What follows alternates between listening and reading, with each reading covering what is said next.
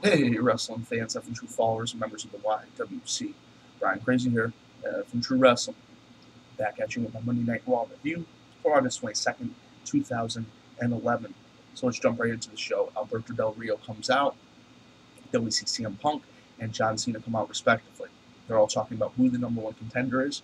Both men, realistically, are entitled to a rematch. They were both WWE champion at going into SummerSlam. So, we see these guys all bicker back and forth. Alberto Del Rio obviously doesn't want to give these guys a rematch. Not tonight, not anywhere in the future. So we see Triple H come out, and Triple H says, you know what, you guys aren't going to decide when your rematches are going to be taken. I'm the boss around here. You two will fight tonight to find out who the number one contender will be at Night of Champions to face Alberto Del Rio. So then we go into the first match of the night. We see Alberto Del Rio defeat John Morrison. Then we go into the second match of the night. We see Eve Torres defeat Nikki Bella. Third match of the night, we see Alex Riley pick up the win over Jack Swagger.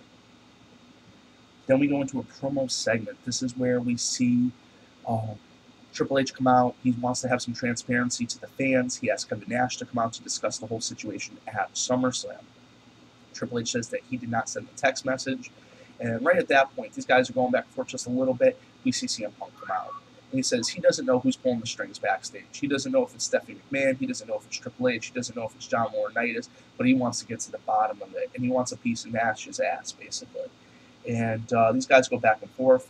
Punk and Triple H end up getting real heated, getting right in each other's faces. Punk exchanges some more words. And at this point, Nash knocks him out. And then Triple H and Nash go to head out of the ring. Well, Triple H shoos him out of the ring, like, "What are you doing, man?" And he's pretty much scolding him on the way up, like, "Hey, you can't do that." And Nash says, "Hey, he was running his mouth way too much about you." You know, Nash is just sticking up for his friend of 20 years. Can't blame the guy there.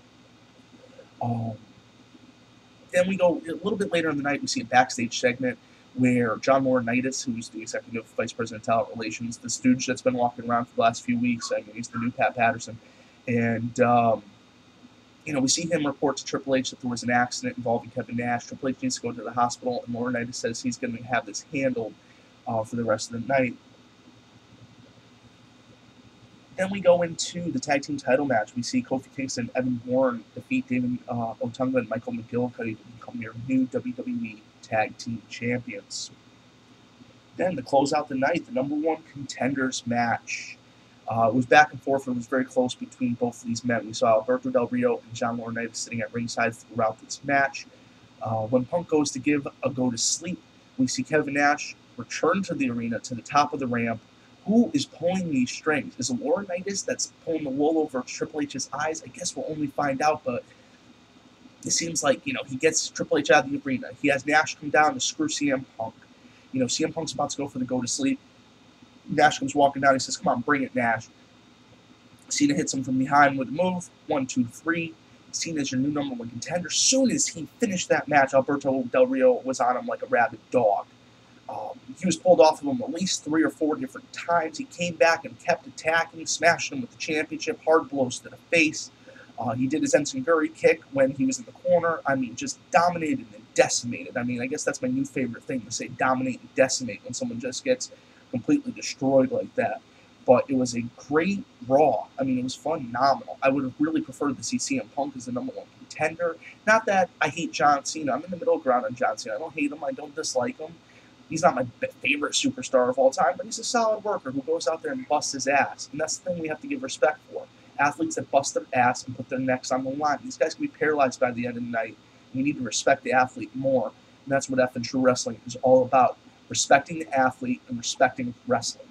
So, for F and True Wrestling, Brian Crazy, hope you enjoyed the show, and I'll catch you later.